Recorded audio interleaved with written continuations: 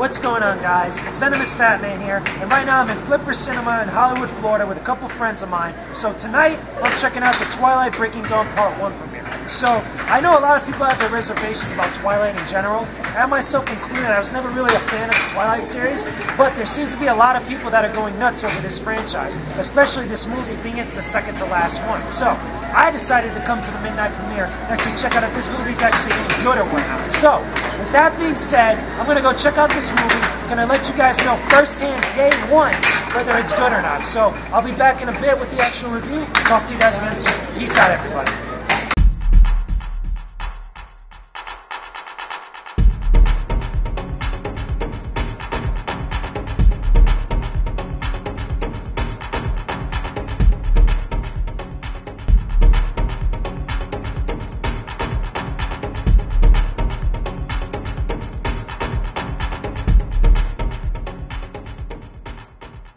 Hey, what's going on, all my otakus? It's Venomousfatman. What's happening, everybody? I just recently got back from the Twilight Breaking Dawn Part 1 premiere over at Flipper Cinemas. So, this episode of The Verdict is going to be my Day 1 review of Twilight Breaking Dawn Part 1. So, that being said, we're going to talk about a whole bunch of stuff about the movie, little beginning of the story without getting into too much spoilers, some opinions that I have about the movie and the franchise as a whole. So, anyway, let's get right into it.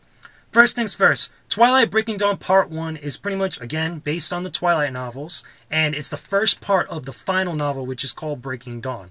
The beginning of this movie, and pretty much where the story opens up, is that Edward and Bella are actually getting married, and Jacob actually receives an invitation to go to their marriage ceremony. So he does his typical thing, he runs off, pretty much, turns into a werewolf and goes over and, I guess, vents, if you want to call it. So, whole bunch of stuff goes down. They have the marriage ceremony. They go on their honeymoon. They actually, end up getting Bella gets pregnant, which is one of the big things, at least for a lot of people, from what they saw in the trailers. And a whole bunch of other stuff happens. So, with that being said, let's get right into the review section.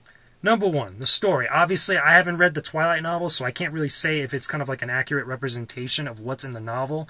Some people say differently all over the place, some people that have read the novels and such. But that being said, from what I saw on screen, I felt that this Twilight movie was probably, number one, the best in the series. Even though it is the latest, but it is the best and the better handled with the subject matter in the actual series of movies. Reason why I say that is this. Twilight, I was never a fan of the first Twilight movie. I'm just going to put it out there. You guys know this. I've reviewed all the Twilight movies in the past already. The first Twilight movie I was not a fan of because I felt that a lot of stuff that was supposed to come off as romantic was not romantic. It was supposed to be about young love, things like that, from the first movie moving onward and stuff. But I felt that it was a little more handled kind of tongue-in-cheek and overly dramatized and overdone like that. In this movie, however, I was completely taken over by how well it was actually handled. It was completely different. It felt like it wasn't the same as the first Twilight movie, and there was a couple reasons. One, again, because the way that the actual characters have grown and that they're actually conversing and interacting with one another and dealing with the different situations that comes with it. But also, at the same time, it's the subject matter of what the movie is actually about. This movie in particular, this part of the first, the finale, the first half of it, is basically about marriage and having children. And be dealing with those problems and situations as a young, newly wedded couple like that. Which is cool. Which is fine. Whatever. It's a chick flick. Okay, whatever. Some people don't have the things for chick flicks or whatnot. Me, I'm a movie buff. I tend to see everything. With that being said, though, I like the way that a lot of stuff was handled, especially on a lot of the big things that were really publicized or really people were up in arms about was obviously the sex scene between Edward and Bella. It wasn't handled where it was kind of grotesque or overly graphic or anything like that.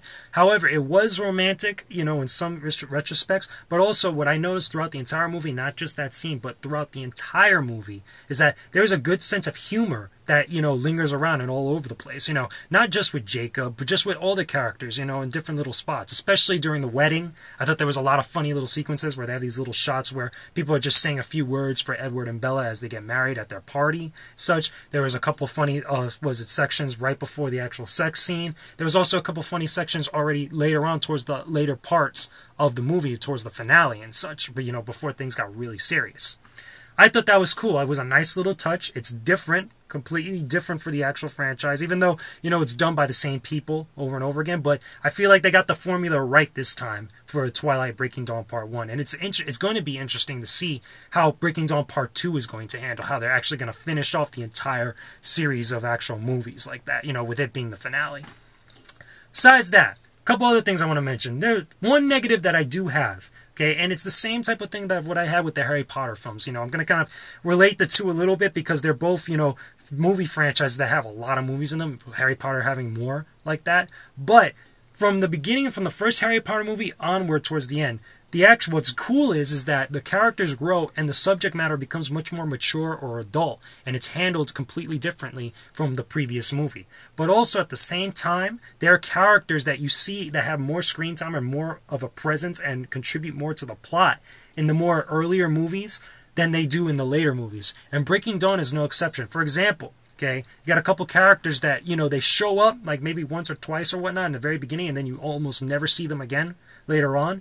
Bella's father. Bella's father appears a couple times, but it's not like he contributes something heavily to what's going on because the main focus is Bella and Edward, but also Bella's mother, and also Bella's friends from high school, for obvious reasons, with everything that's going on in the movie. But they appear once and almost you never see them again, ever. Considering, what's going on with the vampires and the werewolves and stuff. It's kind of sad because obviously these are characters that have been with the franchise for such a long time. It's kind of a shame to see that, they're not really given enough. Maybe in the books they actually have much more of a presence of what's going on and such. I could be wrong. Again, I have not read the books. But same thing that what I noticed in Harry Potter is the exact same thing. If you want to know exactly how I relate to Harry Potter, Hagrid in the first beginning portions of Harry Potter, like the first couple movies, you see him a lot, but as you get more towards the later ends, towards Deathly Hallows, he almost is non-existent for the most part. It could be due to a number of reasons. Another cool thing that I thought was a real plus for the movie, which also does not get a lot of credit for the Twilight movies, the CG. The CG for the Wolfpack, in particular, for all the Team Jacob fans out there, the CG for the Wolfpack, that when they're actually turned into wolves, I think was top notch. It reminded me a little bit when watching the Chronicles of Narnia, to be exact, with Aslan. The way that Aslan looks like, with the CG and how he actually, it's believable that he fits within that shot or fits within that scene of what's going on and stuff. The same exact way that the wolves are handled in Twilight Breaking Dawn and pretty much all the Twilight movies, which a lot of people don't give a lot of credit for, which I think is a huge injustice to the film. So, that being said, CG is awesome. Those guys need to be given props because some of the best sequences, or as far as action's concerned, it involves the wolves, when they're actually fighting with the vampires or fighting amongst each other and things like that. That was pretty cool overall.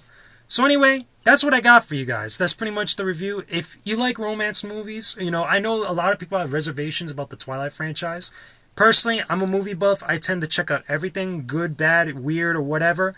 But I tend to check it out and get my own opinions of it. Don't believe a lot of the hype and a lot of the word that goes around that Twilight's just such a terrible, franchise that, because the sparkling vampires, it's automatically garbage.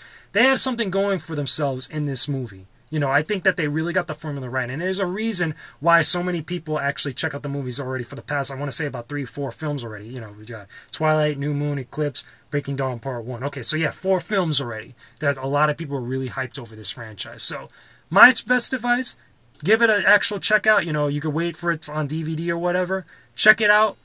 Formulate your own opinions. Don't believe the crazy nonsense all over the place. Also, on top of that, it's like I said, it's going to be really interesting to see how they're actually going to end off the actual series. I'm really interested with particularly how the way this movie ended. I'm not going to spoil it. Unless you've read the novels, you're not going to know. But some pretty crazy stuff happens towards the end of the movie. It's going to be really interesting to see how Breaking Dawn Part 2 is going to play out. So, anyway, that's all I got for you guys. Leave your comments and video responses. I don't mind. Just keep it civil. Let me know what you guys think. If you liked Twilight Breaking Dawn Part 1, or if you hate it, you're going to check it out, or you're not. You're going to skip out of it. Team Edward, Team Jacob, whatever. Put it in the comment section below, and I'll talk to you guys again soon. So, I'm VFM. This has been The Verdict. Stay epic, everybody. Talk to you again soon. Peace out.